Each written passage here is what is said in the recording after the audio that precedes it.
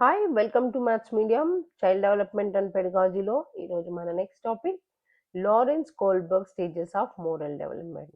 Lawrence Kohlberg 1927 to 1987, this American developmental psychologist stated his theory of moral development of children in 1958. 1958లో ఇతని moral theory of development of childrens అనేది provide చేశారు. Kohlberg work further and Piaget's theory by explaining the development of moral reasoning in children as well as adults.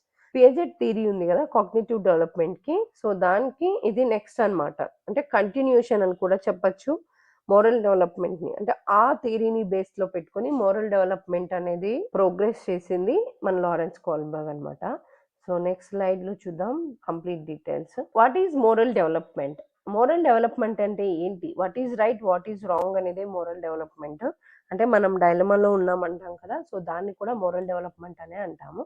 Let's start. The theory holds that moral reasoning is necessary but not sufficient condition for ethical behavior. So ethically ఆలోచించినప్పుడు అది కరెక్టా కాదా అనే డైలమాలో మనం ఉండిపోతాం అనమాట. అది moral reasoning. Kohlberg followed the development of moral judgment far beyond the ages studied earlier by Piaget, who always claimed that logic and morality develop through constructive stages. మన కోల్బర్గ్ ఏం చెప్తున్నారంటే ఎస్పీసీఎఫ్ అనే పియాజెట్ పెట్టిన స్టేజ్ డెవలప్మెంట్స్ ఉన్నాయి కదా, so వాటిలో ఉండే ages ఉన్నాయి చూసారా, వాటితో వీళ్ళు స్టడీ చేసి మోరల్ డెవలప్మెంట్ ని కనుక్కున్నాము అని అంటున్నారు అనమాట. Heinz dilemma.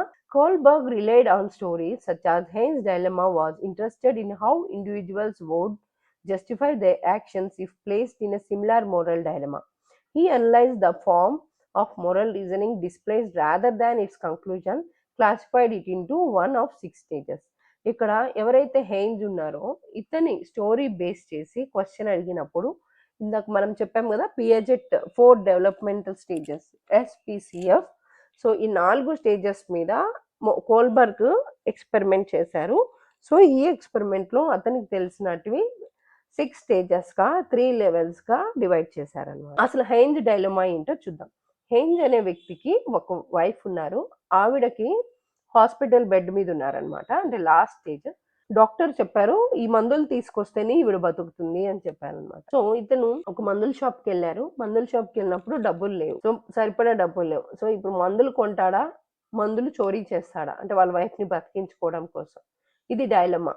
ఈ ఈ స్టోరీని ఎస్పీసీఎఫ్ ఉన్నాయి కదా స్టేజెస్, వాళ్ళకి చెప్పినప్పుడు ఒక్కొక్కరు అంటే ఎస్పీసీఎఫ్ దాటి అడల్ట్స్ కూడా అనమాట, వాళ్ళకి చెప్పినప్పుడు ఒక్కొక్క రియాక్షన్ ని రికార్డ్ చేసి అంటే ఎక్స్పెరిమెంట్స్ ని తీసుకొని 6 స్టేజెస్ 3 లెవెల్స్ గా చేశారు. అవేంటి అంటే pre conventional, conventional, post conventional, ఇలా 3 స్టేజెస్ కింద డివైడ్ చేశారన్నమాట. ప్రీ కన్వెన్షనల్ లెవెల్ అంటే చిల్డ్రన్ సమ్ అడల్ట్స్, అంటే obedience and punishment. Avoid punishment, wrong means getting caught. అంటే ఒబీడియన్స్ అండ్ పనిష్మెంట్, అమ్మా నేను రాంగ్ చేశాను అని చెప్పి పనిష్మెంట్ తీసేసుకుంటారు. సో అది stage 1. Second stage 2 self interest and reward oriented. Decision based on rewards or personal gain. అంటే నేను ఇది చేస్తే మమ్మీ నాకు ఒక రివార్డ్ ఇస్తుంది, సో నేను ఆ పని చేయాలి అనేది సెకండ్ స్టేజ్ అనమాట. సెకండ్ లెవెల్ కన్వెన్షనల్ లెవెల్ అనమాట. So interpersonal relationship and law and order.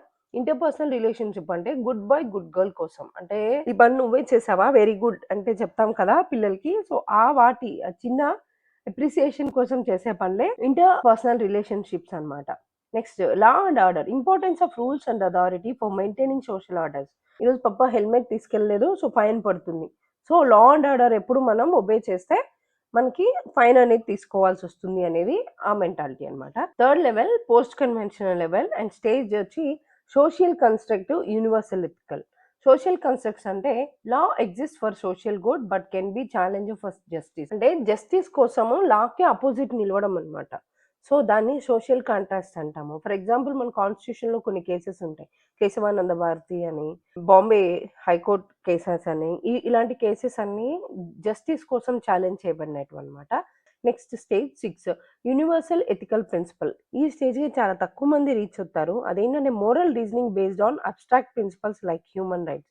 అంటే మ్యాసివ్ హ్యూమన్స్ కోసము ఈ రైట్స్ అనేటివి మార్చడానికి ట్రై చేస్తారన్నమాట. ఫర్ ఎగ్జాంపుల్ ఇక్కడ చూడండి, చిప్కో మూవ్మెంట్ జరిగింది కదా, సో ఈ హ్యూమన్ రైట్స్ కోసం అంటే ఫ్యూచర్ లో చెట్లు అనేది చాలా ఇంపార్టెంట్ అని అప్పట్లోనే ఒక విలేజ్ లో ఉండే మహిళలు చిప్కో మూవ్‌మెంట్ స్టార్ట్ చేశారనమాట. రాజా రామ్మోహన్ రాయ్ ఈయన సంఘ సంస్కర్త. ఈయన సతీ సహగమనాన్ని తీసేశారు. జ్యోతిరావు పూలే అండ్ వాళ్ళ హస్బెండ్ అన్నమాట. విద్యా హక్కులు, విద్య అనేది చాలా ఇంపార్టెంట్ అని చెప్పి ఈమె ఫస్ట్ మహిళా ఉపాధ్యాయురాలు జ్యోతిరావు పూలే వాళ్ళ హస్బెండ్ అన్నమాట. సో వాళ్ళు ఆ రోజుల్లోనే ఇక్కడ అంతమంది హ్యూమన్ రైట్స్ కోసం వీళ్ళందరూ పాటుపడిన వాళ్ళే ఇంకా చరిత్రలో చాలా మంది ఉన్నారు.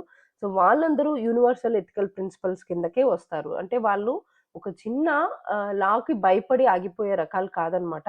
So they can fight against that law అనమాట. సో కంపల్సరీ ఆ లాలో ఏదైతే పాస్ చేసిన లా ఉందో, ఆ లా రాంగ్ అంటే లేదా చాలా మంది ఎఫెక్ట్ అవుతున్నారు అంటే they can be fight against that rights అనమాట. Similarities and differences between Piaget and Kohlberg theory. మనం ఇందాక అనుకున్నాము ఫస్ట్ స్లైడ్‌లో పియాజెట్ థియరీకి కంటిన్యూషన్ కోల్బర్గ్ థియరీ. ఆ ఎస్‌పీసీఎఫ్ ఏదైతే ఉన్నాయో వాటి మీద ఎక్స్‌పెరిమెంట్స్ చేసి కోల్బర్గ్ మోరల్ డెవలప్‌మెంట్ అనేది తయారైంది అనుకున్నాం కదా! సో సిమిలారిటీస్ ఏంటో చూద్దాం. Both believed that moral development occurs in stages is linked with the cognitive growth. అంటే వాళ్ళ మైండ్ కాగ్నిటివ్ అంటే ఏంటి? థింకింగ్, రీజనింగ్, ప్రాబ్లమ్ సాల్వింగ్ ఇవన్నీ వస్తాయి. సో ఒక మోరల్ డెవలప్‌మెంట్ అనేది కాగ్నిటివ్ గ్రోత్‌కి సంబంధించింది అని ఇద్దరి ఒపీనియన్ అన్నమాట. నెక్స్ట్ డిఫరెన్సెస్ అంటే ఏంటంటే Piaget focused on children's cognitive development while Kohlberg focused on moral reasoning. ఇది కరెక్ట్. కాగ్నిటివ్ డెవలప్‌మెంట్ కిందే మన పియాజెట్ మాట్లాడతారు. కోల్బర్గ్ వచ్చి మోరల్ రీజనింగ్ కిందనే మాట్లాడతారు. సో డిఫరెన్సెస్ అనేటివి అవి ఉంటాయి. Piaget proposed 4 stages development. ఇందాక మాట్లాడుకున్నట్టే ఎస్‌పీసీఎఫ్. వేరాస్ కోల్బర్గ్ అవుట్‌లైన్డ్ 6 స్టేజెస్ అక్రాస్ 3 లెవెల్స్. ఈ లైన్ చాలా ఇంపార్టెంట్. చాలా మంది 6 స్టేజెస్‌ని 6 లెవెల్స్ అనుకుంటారు. కాదండి 3 లెవెల్స్. ఆ లెవెల్స్‌ని కామెంట్ సెక్షన్‌లో తెలియచేయండి. 6 స్టేజెస్. ఒక్కొక్క లెవెల్‌లో 2 స్టేజెస్ అన్నమాట. సో అది కోల్బర్గ్ మోరల్ డెవలప్‌మెంట్. క్రిటిసిజం. మనం ఎవ్రీ థియరీకి క్రిటిసిజం చూస్తున్నాము. పియాజెట్ అయినా సరే, వైగోట్స్కీ అయినా సరే. ఇప్పుడు కోల్బర్గ్ మోరల్ థియరీకి కూడా క్రిటిసిజం ఉన్నాయి. అదేందో చూద్దాం. Gender biased. Kohlberg's research primarily used boys, leading to skewed understanding of moral development that may not be applied to females. అంటే ఇతను జెండర్ బయాస్ చేశారు ఈ థియరీలో. ఎందుకంటే హెయిన్స్ డైలమా. వుమెన్స్‌కి అయితే కేర్ ఉంటుంది. మగవాళ్ళకైతే సరే జస్టిస్ ఉంటుంది అని ఓన్లీ మేల్స్‌కి అప్లై చేశారు. ఫీమేల్స్ అప్లై చేయలేదు అనేది జెండర్ బయాస్ ఉంటుంది ఈ కోహల్బర్గ్ మోరల్ థియరీలో అని ఒక క్రిటిసిజం ఉంది. Next cultural bias. The theory may not be adequate account for different moral values across culture. ఒక్కొక్క కల్చర్‌లో ఒక్కొక్క మోరల్ వాల్యూస్ ఉంటాయి. సో దాన్ని బట్టి తీసుకుంటే ఎవ్రీ కల్చర్‌కి ఈ మోరల్ డైలమా అనేది మారుతూ ఉంటుంది. సో ఇది కల్చరల్లీ బయాస్ అని కూడా ఇంకొక క్రిటిసిజం ఉంది. And third, Kohlberg's research relied on hypothetical moral dilemma which may not accurately reflect real life decision making and moral reasoning. ప్రతి ఒక్కరికి ఇదే డైలమా ఉండాలి అండ్ ఎవ్రీడే లైఫ్‌కి రిఫ్లెక్ట్ అవుతుంది అండ్ డెసిషన్ మేకింగ్ కూడా ఇదే ఉండొచ్చు అనేది ఎక్కడ ప్రూవ్డ్ కాదు కాబట్టి ఇది హైపోథెటికల్ సినారియో అని చెప్పి కూడా అంటారు. సో ఈ 3 ఏదైతే ఉందో gender bias, cultural bias, hypothetical scenarios అని చెప్పి ఈ 3 క్రిటిసిజంని ఎవరు చెప్పారంటే ఒక లేడీ క్యారెల్ గ్లీలిగన్. ఈవిడ ఈ క్రిటిసిజం చేశారు. ఆవిడ కోల్బర్గ్స్ స్టూడెంట్ అన్నమాట. సో నాకు కామెంట్ సెక్షన్‌లో ఒక చిన్న క్వెషన్‌కి ఆన్సర్ తెలియచేయండి. అదేంటి అంటే ఇందాక ఇచ్చినట్లే నాకు Piaget stages of development and మన కోల్బర్గ్ థియరీలో ఎన్ని లెవెల్స్, ఎన్ని స్టేజెస్ ఈ 2 క్వెషన్స్‌కి ఆన్సర్ చేయండి. ఐ హోప్ మీకు ఈ సెషన్ అర్థమైందని అనుకుంటున్నాను. నెక్స్ట్ సెషన్‌లో కలుద్దాం. Please do subscribe, share, like and comment your doubts. Thank you.